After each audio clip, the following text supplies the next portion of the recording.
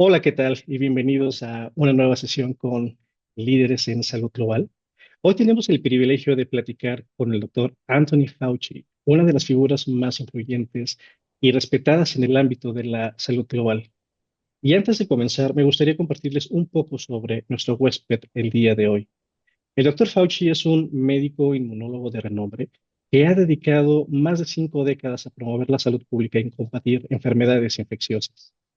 Desde 1984 se ha desempeñado como director del Instituto Nacional de Alergias y Enfermedades Infecciosas en los Estados Unidos, asesorando a 7 presidentes en temas críticos de salud.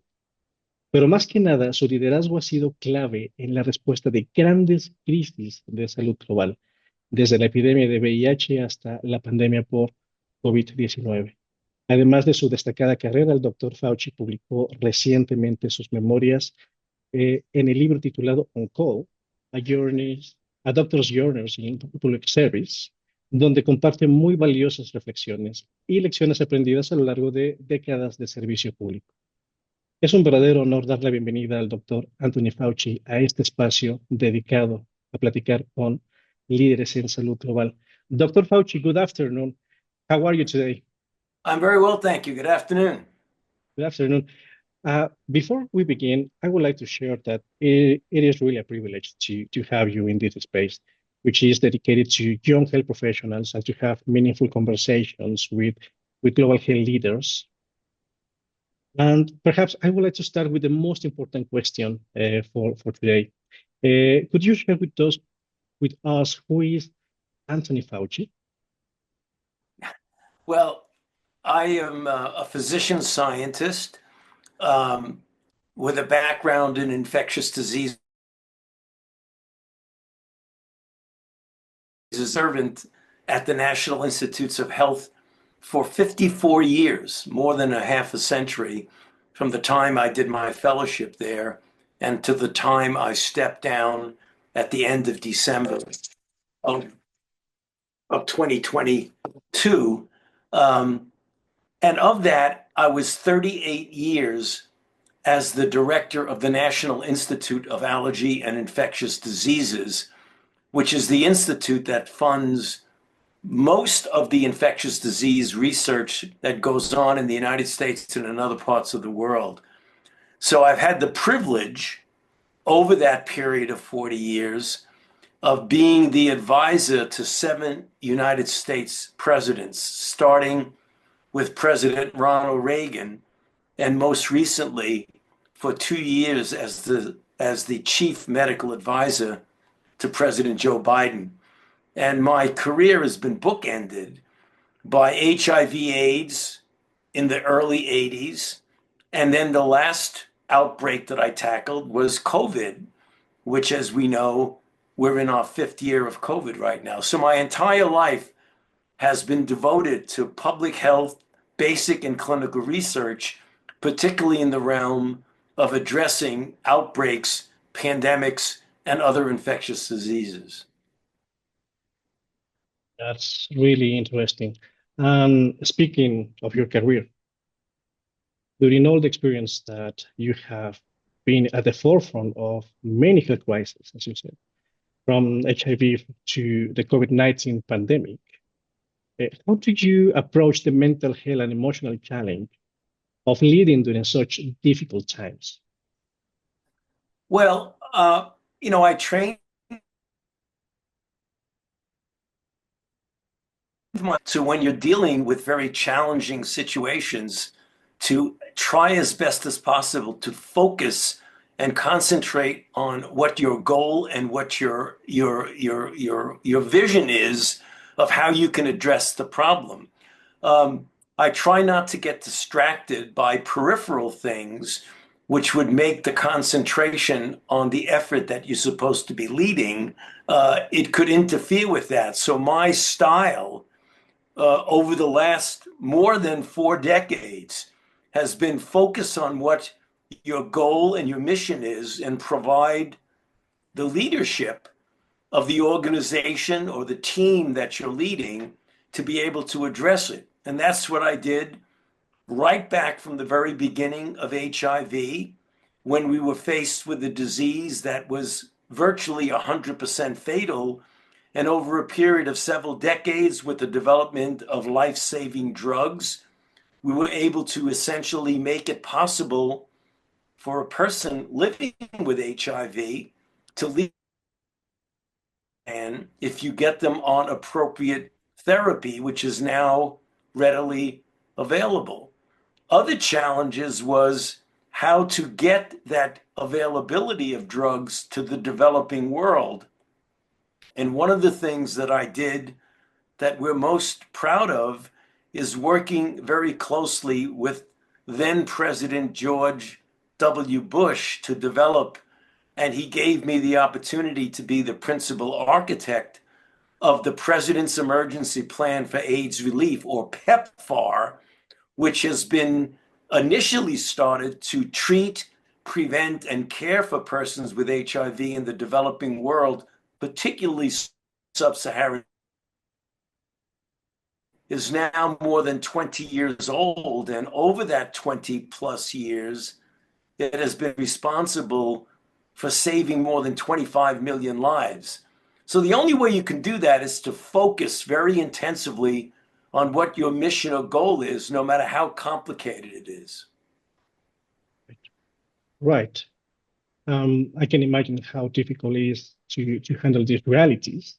And it is something we usually don't talk about, how the topics and all the information around resilience and also mental health and how to manage that pressure. And actually in your book, On Call, A Doctor's Journey in Public Service, you highlight the importance of resilience. So I wonder if can you share an example of a moment where resilience was key to overcoming a critical challenge for you? Yeah, I mean, resilience was very important in the very early years of HIV, because I decided in 1981, when I saw the first cases of what would turn out to be AIDS, it didn't even have a name yet, and we certainly did not have an etiologic agent back in 1981, 82, and 83, that I was taking care of very large numbers of desperately ill, mostly young gay men who were infected with this mysterious virus that we had not yet identified. It was very difficult, and I refer to it in my memoir as the dark years of my professional career. And the only way you can get through those dark years is to have a degree of resiliency that allows you not only to survive, but also to thrive and do the kinds of things, even though things were very dark in the sense of discouraging in those first years. When we ultimately developed the appropriate life-saving drugs, we turned around completely the clinical course of a person living with HIV, so that the people that I took care of in the early and mid 1980s and early 1990s, who almost invariably would have a deteriorating course, now today, those same patients, when you give them life-saving drugs, which is available in one single pill given once a day, you can have a dramatic positive impact on their life. And I think, without hyperbole, that has to be one of the most impactful advances in biomedical research that's ultimately translated to real positive impact on people in memory. It actually is. Professor, and just following with your idea, for example, now looking at the big picture of global health, we know that the experience with COVID-19 pandemic exposed significant gaps in global health systems. In this moment, with all this experience, what do you think are the biggest emerging threats to global health? And perhaps what do you believe are the top priorities for engage for global partners for all these threats and perhaps also future pandemics? Yeah, well, there are many lessons that we either have learned or should have learned from the very difficult experience we all had over the last 5 years from the early 2020 to the present time. Most of the COVID outbreak. I mean, we still are having COVID now, but it's much, much less intense than it was in 2020, 2021, and 2022. The lessons that we have learned are the importance of transparency and communication at the global level, that whenever there is an outbreak, there needs to be international collaboration and cooperation and transparency right from the very beginning, and not to be afraid of letting the rest of the world know when something has evolved in your own country.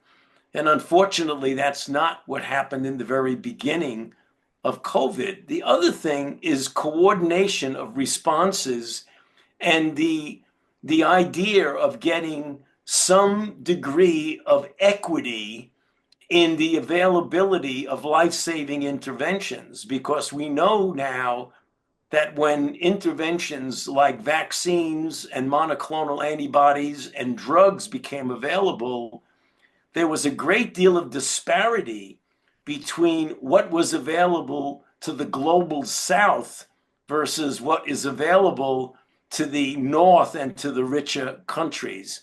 So we've got to have a greater degree of equity, we've got to have transparency, and we've got to have cooperation and collaboration. I think one of the great successes of COVID was the investment, particularly in the United States, that we made to basic and clinical biomedical research, which allowed us to develop a safe and effective vaccine in an unprecedented amount of time. Usually it takes 7 to 10 years to get a safe pathogen that emerges. But with COVID, we got the sequence in the first week and a half of January of 2020, and 11 months later, after testing the vaccine in tens of thousands of people, by 11 months later, we had vaccine that was going into the arms of people, which was saving lives. And in fact, if you look now retrospectively, in the United States, over a period of about a year and a half or so, that about 3 million lives were saved, 18 million hospitalizations, and more than $1 trillion in healthcare costs. And if you look at the rest of the world, there were studies done in the European Union that showed that overall the vaccine saved as many as 14 million lives. So the scientific approach worked well. We have to improve what the basic public health approach is. And that's the reason why I mentioned things like transparency, cooperation and collaboration, and equity in the availability of interventions that might be life-saving. Doctor, just taking this example, and during your career, especially perhaps during moments like the COVID-19 pandemic, you also had to defend science-based decisions. It seems like the public trust in science is declining. So I wonder, what actions do you believe we can take to reinforce this trust in science and evidence-based policies? Yeah, that's a very good question, of which there is not an easy answer, because what has happened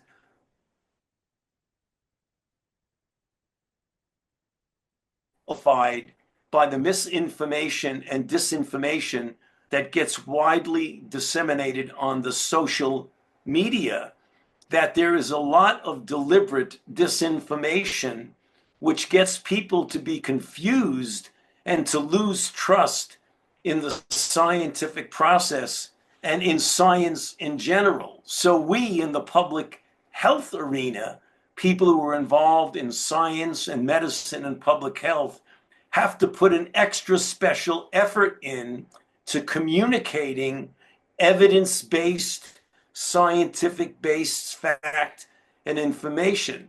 It seems, unfortunately, that the people who spread misinformation and disinformation are very energetic about it. I mean, once it gets into the social media, it's very, very difficult to dispel those falsities. So we've got to be energetic ourselves in communicating in clear ways to the general public so that they understand the importance of good, sound public health principles. That is definitely something we all need to pay more attention to. And Dr. Fauci, perhaps for our younger audience, and finally, what message would you like to share with the young health professionals that are watching this conversation today? Yeah, my message would be that a career in health, whether you're a physician, a scientist, or a public health person, is an extraordinary opportunity to have it not only in your own country, whether that's in Mexico or the United States or in Canada, but throughout the world. Because when you're dealing with health, health is really a global issue, not just a local issue.